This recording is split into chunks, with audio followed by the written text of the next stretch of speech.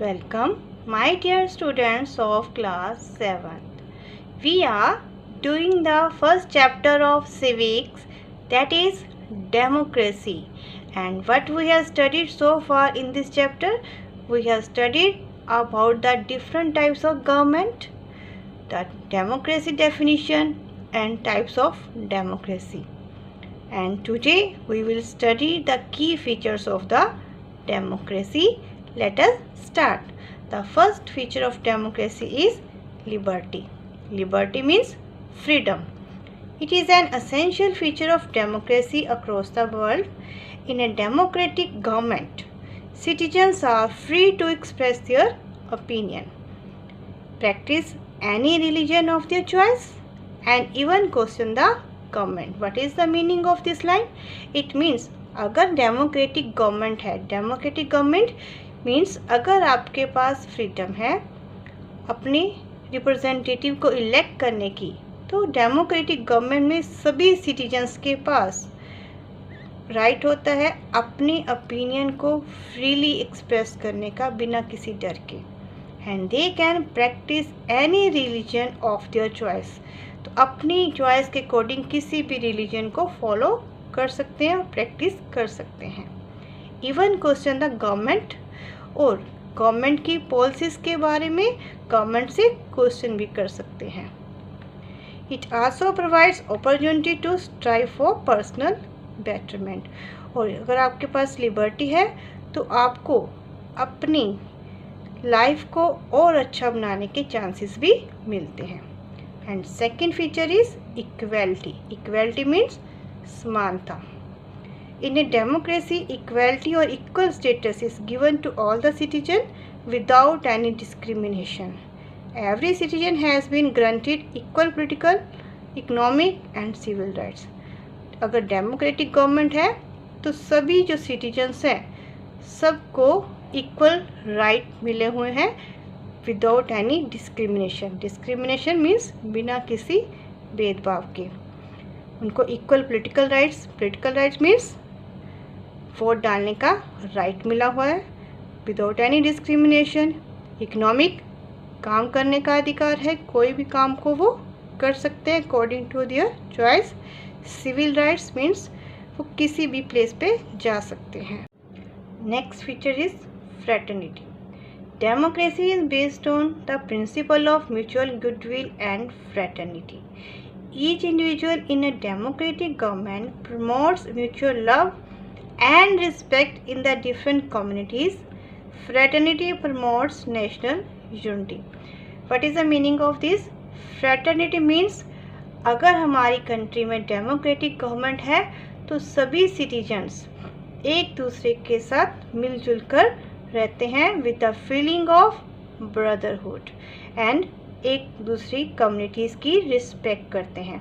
अगर फ्रेटर्निटी है, फ्रेटर्निटी से क्या होता है, नेशनल यूनिटी में इंक्रीज होती है, वो स्ट्रेंथन बनती है.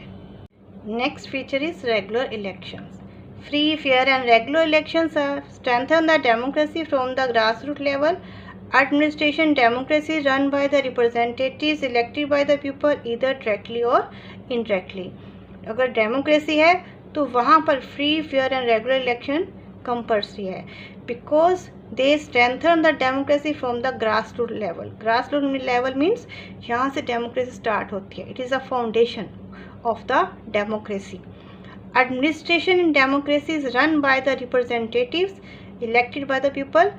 जो भी एडमिनिस्ट्रेशन है, जो भी प्लानिंग्स होती हैं in the democracies, that is done by the representatives. जो रिप्रेजेंटेटिव लोग इलेक्ट करते हैं उनके द्वारा डायरेक्टली और इनडायरेक्टली चलाई जाती है. Rule of majority. Next feature of the democracy. It is an essential feature of democracy. In a general elections, the party that gets a clear majority forms and run the government. However, it does not mean that the interest of the minority is not safeguarded. Democracy में elections में जिस party को सबसे ज़्यादा vote मिलते हैं वही party अपनी गवर्नमेंट फॉर्म करती है और गवर्नमेंट रन करती है. इसका मीनिंग ये नहीं है कि मिनॉरिटी सेक्शन के जो इंटरेस्ट हैं उनकी जो इच्छाओं की अवहेलना की जाए या उनको ना देखा जाए। Next feature is rule of law. In a democracy, the administration is not carried out on the wishes of any particular individual or a group of individual। जो अगर डेमोक्रेसी है तो वहाँ पर जो रूल होता है या एडमिनिस्ट्रेशन होता है किसी एक आदमी या ग्रुप ऑफ पीपल के अकॉर्डिंग नहीं होता कि हम उनकी इच्छाओं के अकॉर्डिंग कुछ भी चेंजेस करते रहे, but according to some fix laws, जो कि लॉ के अकॉर्डिंग होता है, जो कि पहले ही बनाए जा चुके हैं, and that are written in the constitution, which are supreme, जो सबसे ऊपर हैं। Every individual whoever he or she may be are equal before the law. कोई भी इंडिविजुअल, छोटा है, बड़ा है, रिच है, पुअर है, all are equal before the. Next feature is people are sovereign. In a democracy people are sovereign. The power rests in their hands. Government has to be answerable to the people because it uses its power on their behalf. People are sovereign means वहाँ पर democracy में लोग सबसे ऊपर हैं, क्योंकि सारी power इनके हाथों में ही होती है। वो कभी भी गवर्नमेंट को चेंज कर सकते हैं by the method of elections. Government has to be answerable to the people, और लोगों को जवाब देना पड़ेगा गवर्नमेंट कोई भी पॉलिसीज बनाती है। क्यों? Because it uses the power on their behalf, क्योंकि जो पावर गवर्नमेंट को मिली है वो लोगों ने ही उन्हें दी है, तो उसे लोगों को जवाब भी देना पड़ेगा कि वो कौन सा काम क्यों कर रही है, कैसे कर रही है। Next feature is believes in constitution means. In a democracy there is no place for violent and revolutionary means. Democracy believes in peaceful constitutional means, either to change the government or to express the opposition। अगर democratic government है तो अगर कोई भी problem आ जाती है तो उसको पीसफुली कॉन्स्टिट्यूशन मीन्स के अकॉर्डिंग सॉल्व करने की कोशिश की जाती है। इसका क्या मीनिंग है? तो हम जो भी कॉन्स्टिट्यूशन में लिखा है उसके अकॉर्डिंग उस प्रॉब्लम को सॉल्व करते हैं, ना कि वायलेंस, दंगे करते हैं या हिंसा करते हैं। ऐसा कुछ काम नहीं होता। अगर बाय चांस हमने गवर्नमेंट को भी चेंज करना है या उसके अगेंस्ट अपने व्यूज़ देने हैं, तब भी हम उसको पीसफुली प्रॉब्लम को सॉल्व करते हैं। हम अपने व्यूज़ उसके अगेंस्ट मीडिया के थ्रू दे सकते हैं, ना कि हम उसके अगेंस्ट वायलेंस करेंगे। क्लियर? तो these are the some basic features of that continue to make democracy popular in the contemporary world. Equality. The word equality means equal treatment without any discrimination based on caste, creed, religion, sex, etc.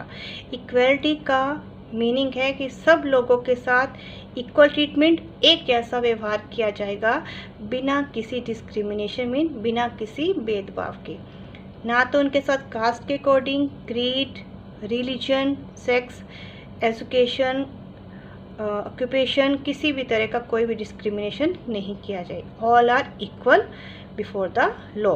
Although the Indian Constitution provides equality to all the citizens, yet inequalities are prevail।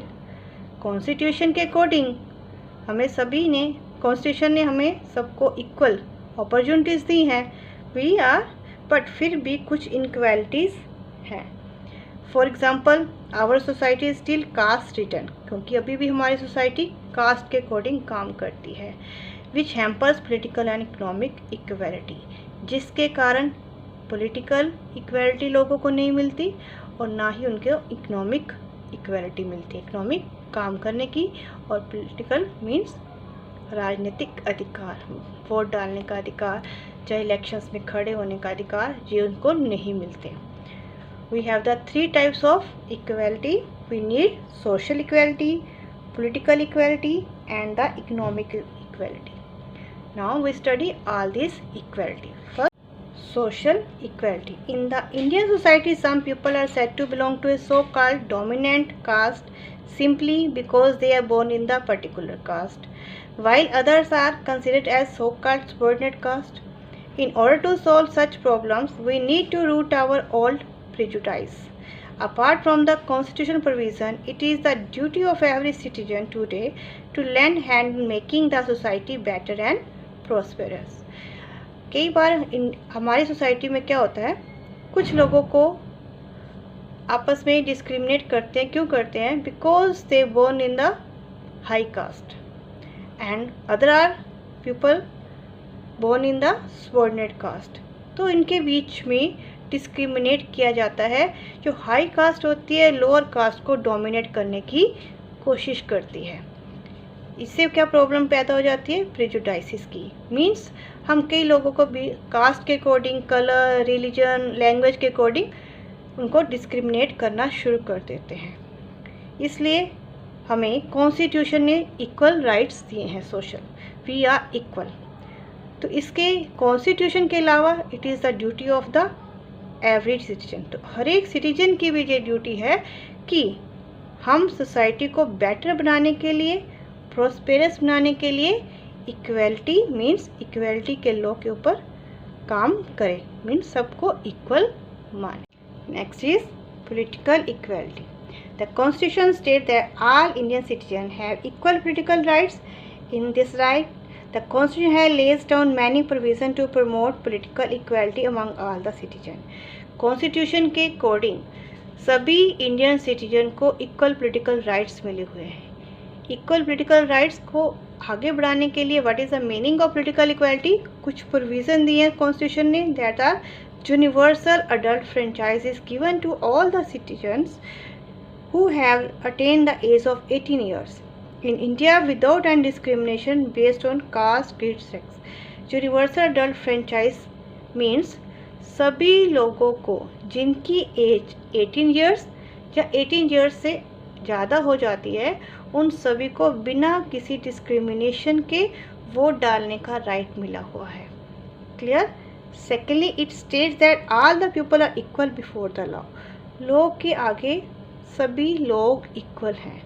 लोग किसी के बीच में discrimination नहीं करता.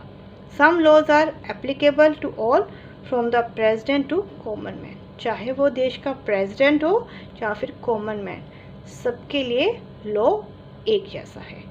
Next is economic equality. If real democracy is to be establish, अगर हमें सच में डेमोक्रेसी को इस्टेब्लिश करना है, then economic disparity will have to be minimise. तो हमें इकोनॉमिक डिस्पैरिटी, जो डिस्क्रिमिनेशन है, जो भेदभाव है, उनको हमें कम करना पड़ेगा. Our constitution guarantees equality to its citizen. The government made efforts to minimise the economic inequalities in 2 ways. हमारे कॉन्स्टिट्यूशन ने हमें इक्वल राइट्स दिए हैं और हमारी गवर्नमेंट भी पूरी कोशिश कर रही है कि इस इनक्वालिटीज़ को दूर किया जा सके. कैसे दूर कर रही है? Through the laws. उसने इसके लिए अलग अलग लॉज बनाए हैं कि सबके साथ इक्वल ट्रीट किया जाए. And the various government welfare programmes and schemes. और बहुत सी गवर्नमेंट ने स्कीम्स और प्रोग्राम बनाए हैं जिससे हम इकोनॉमिक इनक्वालिटी को दूर कर सकें. The government is making best efforts to reduce the poverty ratio. तो गरीबी को ख़त्म करने की कोशिश कर रही है. तो इकोनॉमिक इक्वालिटी क्या होता है? सभी लोगों को आगे बढ़ने के समान अधिकार मिले, सभी लोगों को काम करने का राइट मिले. That is known as economic equality. One such welfare programme is mid day meal scheme. Mid day meal which was implemented in 2001 इन तमिलनाडु. तो इसके लिए सबसे पहला प्रोग्राम कब शुरू किया गया? 2001 में in Tamil Nadu. That is mid day meal scheme. इसका पर्पस क्या था? The main motive behind this program is to provide food to the under nourish children. Under nourish means जिनको पूरी डाइट नहीं मिलती. द वीक्स चिल्ड्रन, उनको अच्छा खाना प्रोवाइड करना. The main motive of this scheme. This scheme has worked well and as a result, there is a decrease in the dropout rate of children and more enrollment. इस scheme का अच्छा प्रभाव हुआ. कैसे? इससे जो बच्चे स्कूल बीच में ही छोड़ देते थे वो छोड़ना बंद हुआ, उनकी रेशो कम होगी. एंड मोर एनरोलमेंट, और ज़्यादा बच्चों ने स्कूल में आना शुरू कर दिया. Clear? Moreover, intermingling at meal times has helped in the reduction of the caste prejudice. जब हम सब बच्चे इकट्ठे मिलकर खाना खाते हैं, इससे कास्ट डिस्क्रिमिनेशन भी कम होती है. Clear? Being encouraged by its success, the Supreme Court of India has ordered the state government to implement this scheme.